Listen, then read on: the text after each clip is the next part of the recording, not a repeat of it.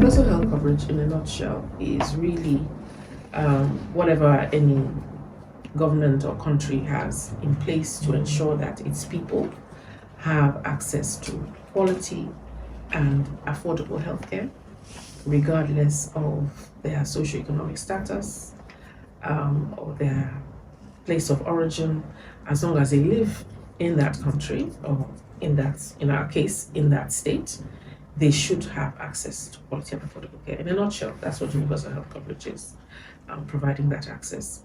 For us in Lagos State, we have our social health insurance plan, which is ILERA EKO, and that really is the vehicle that Lagos State is using to drive its universal health coverage initiative to ensure that all residents in Lagos State get access to qualitative and affordable healthcare across the state, no matter where you live, no matter whether you're born Lagosian or not, as long as you reside here, you can access care under ILERA EKO.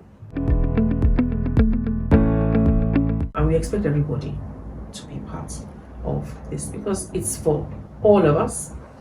And whether you choose to actually access the care or you wish to go the private health insurance way, you're still expected in the spirit of solidarity to contribute and help be your brother's keeper and ensure that all of us can get healthcare when we need it.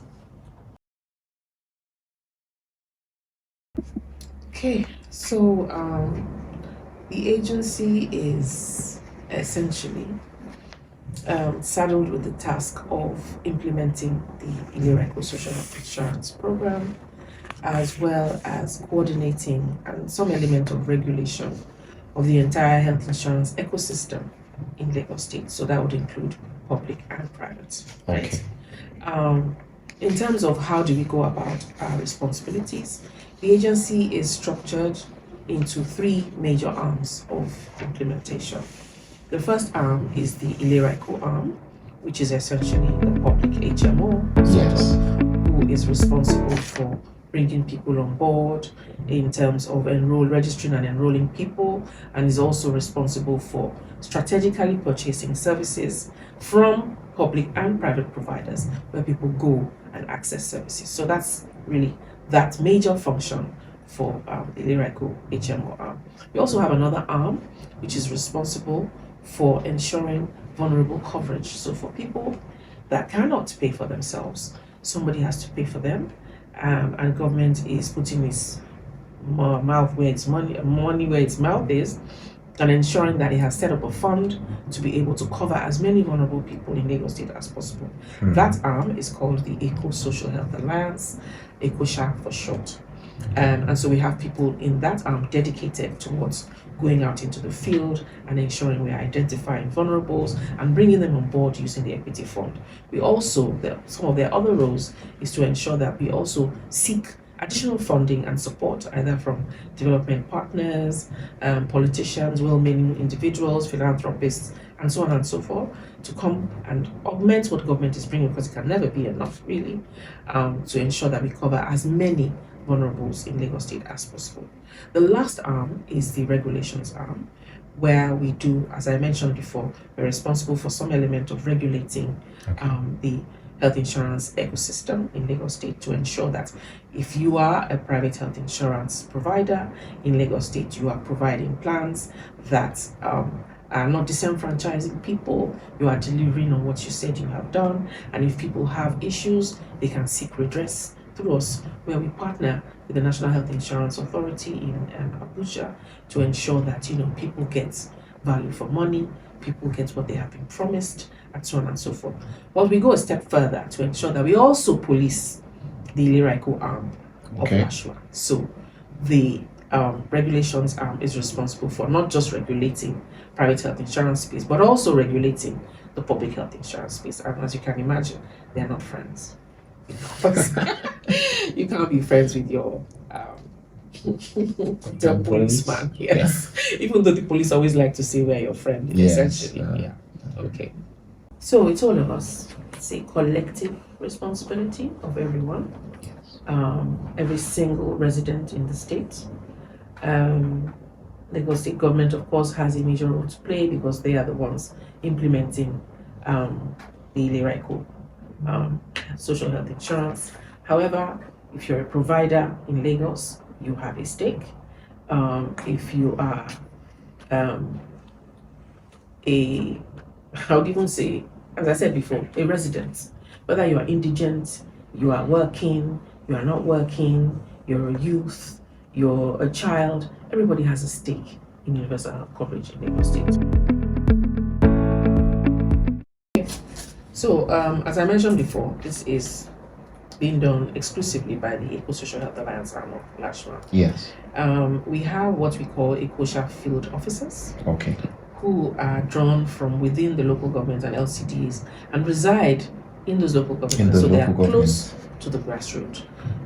They work with community leaders, community gatekeepers to support in identifying people that are vulnerable in their environment. So when we say vulnerability, however, I would like to point out that it is more of a financial vulnerability than anything else. Yes. What we consider what you would call an indigent person.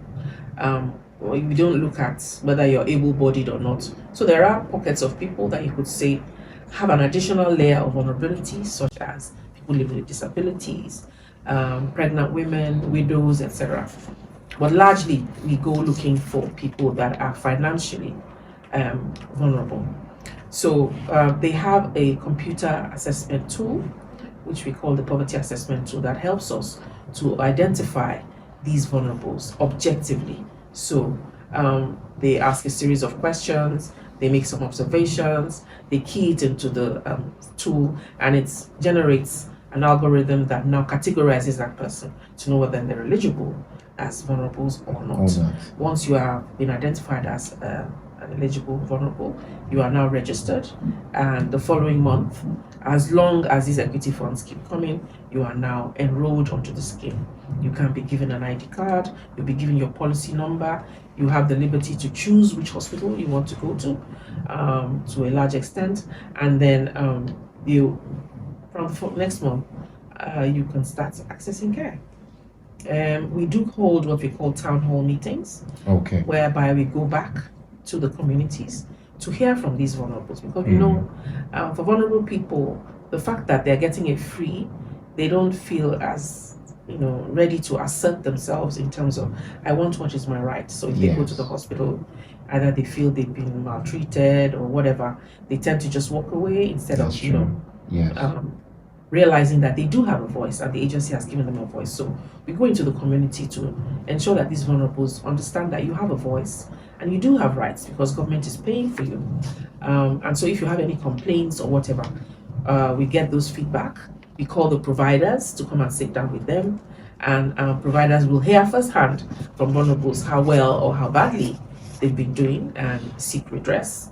Otherwise, they will be subject to sanctions, etc. And it gives the vulnerables more confidence to know that somebody's listening, somebody's fighting for them, and so on and so forth. So really, essentially, that's really what we do all year round. Wow, interesting. Excellent question. Certainly, government will never have enough funds to cover all vulnerables.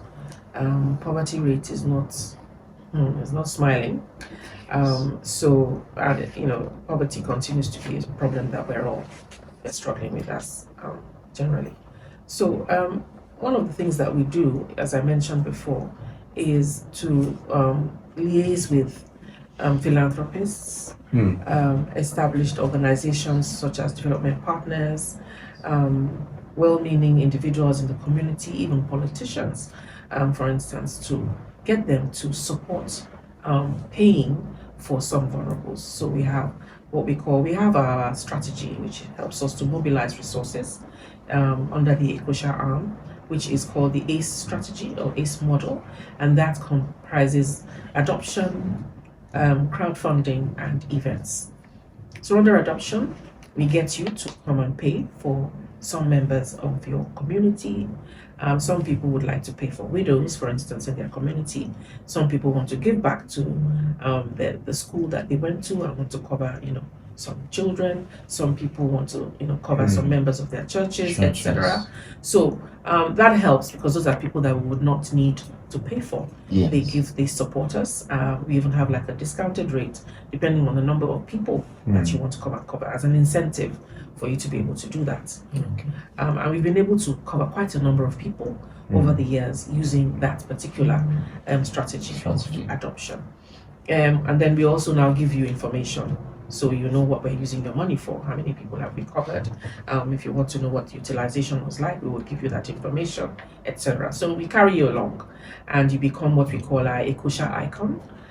We decorate you, we put you in our Hall of Fame. Wow. Yes, because we know that what you're doing is worthy of emulation and appreciation. On the other hand, we also work on what I call the sustainability component. So no matter how much money you have, it's not enough to say you're covering these vulnerables without providing an avenue for them to now become well-meaning, productive members of society. So under the social protection umbrella of Lagos State, we do have a social protection policy, and there are agencies that provide some level of maybe skill acquisition, providing soft loans, etc. So we partner with those agencies, especially within government, and put some of our enrollees into their programs to ensure that they can learn some kind of skills, and at the end of it, they're able to now start earning an income of sorts. And they can now start over a period of maybe 1 or 2 years, start paying for their own premium, albeit instrumentally. So we do have an instrumental model that you can adopt. So you pay small, as we call it. And then you can also cover your family so that the money we're using to cover you, we can move that money elsewhere and look after somebody else that is in need. So that is something that we have started. We started that in, I think, 2023. We started working with the Women Affairs and Poverty Alleviation, who trained some of our enrollees, and some of those people are now earning income on their own with their own small businesses. So that is something that we do to make sure that this money can go around. We're also, another project that we're looking at to start is some level of subsidization. Currently what we do now is 100% subsidization, but what we're evolving into is to have layers. So if you have the premium is 15,000 for an individual, for instance, and as a young man you have 10,000 naira, you don't have the 5,000 naira. So if we screen you, our poverty assessment tool is now able to categorize your level of vulnerability. So you may qualify for a partial subsidization, and that will also help to spread the money and cover more people. So we're hoping to roll that out maybe by Q3, or the steps are being taken to be able to do that. So those are the kind of stuff that we're working on. And the last, I talked about crowdfunding. So you're at liberty to, if you say you want to give us 1 naira a month or 5 naira a month, we do have a means of you have a special dedicated account that those funds can be paid into, and then we gather that to be able to cover more people. And the last one is events, where we had an event, I think that was 2 years ago, where we partnered with orphanages. We identified children with skills in terms of arts, and they had like an art workshop, or we called them Bola David to come and hone their skills a little bit more, and they created paintings which we now auctioned at an event. Interesting. And gathered those funds. So they were actually sold. Yes, they were sold. We had an event and invited dignitaries and people to come and buy these paintings, buy these orphans. Some of that money was set aside to support them, the orphans, into a fixed account when they will be eligible to access it when they reach 18. And the rest of the funds was used to be able to cover more people. So we intend to have more of those kind of events and just have a little bit of creativity around it, so it would interest people, to pull them in and get them to donate towards a worthy cause. Wow. Yes, ILERA EKO is now mandatory, but it is not about walking down the street and banging people on the head or locking them up because they haven't enrolled per se. It is to try to, I know it's something that is a bit alien to our culture. Why should I pay for sickness that I don't want to visit me? Yes. But it's one thing. We eventually need to evolve from that spiritual, cultural thing to looking at life more pragmatically and realistically. Because the truth of the matter is that, illness will never tell you, oh, I'm going to visit you today. And it's not going to tell you what it is going to visit you with. Yes. Neither is it going to tell you how much you're going to have to dip into your pocket to look after that illness. So the principle of health insurance is to help you to set aside a finite, affordable amount of money that whenever illness does come for you or your family members, because it's part of life. Yes. Life will happen. Right? So whenever it does happen, you are in a position to be able to access healthcare without the quality of life of your family being threatened. Every day we hear of people. There was a story in the news of the gentleman that could not pay. Was it 500,000? They asked him for how much, and his wife died. Oh my because God. he couldn't afford it. If he had just paid 55,000 under ILERA EKO, that wife would have delivered free of charge. Yes. Whether it was a cesarean section that she needed or whatever it was, she would have been cared for. So these are the kind of things that we talk about. Don't wait until life happens to you and then you're now running helter-skelter. Just be proactive, be pragmatic, key in, ensure that you are protecting your family as effectively and affordably as you can. That's what ILERA EKO stands for, really. And everybody should key into it. It is the best ticket to ensuring quality and longevity of life for you and your family. Wow. Lagos, you heard, whether you are an individual, whether you're family of 4, family of 6, this is right for you. Thank you so much, man. It's been an amazing time and it's been an honor being in this conversation with you, man.